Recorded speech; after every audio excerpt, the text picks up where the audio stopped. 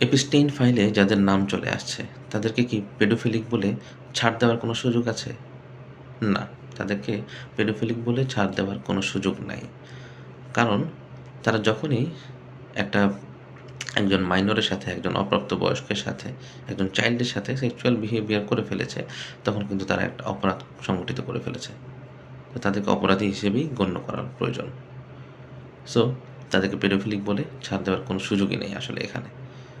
Paedophilia আমরা তখনই বলতে পারবো, তাদের ভিতরে হয়তো পেডোফিলিয়া থাকতে পারে। ওকে?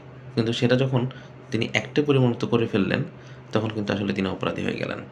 সো তাদেরকে আসলে অপরাধী হিসেবেই আমাদের বিবেচনা করতে হবে এবং তাদেরকে যেন কোনোভাবেই ছাড় দেওয়া না হয় এবং এটা বৈশ্বিকভাবে আমি জানি না হয়তো কী ধরনের সিদ্ধান্ত আসবে। তবে অবশ্যই আমাদের পার্সোনাল স্ট্যান্ড হওয়া উচিত তারা আসলে অপরাধী। তারা পেডোফিলিক হোক বা না হোক তারা অপরাধী। ধন্যবাদ।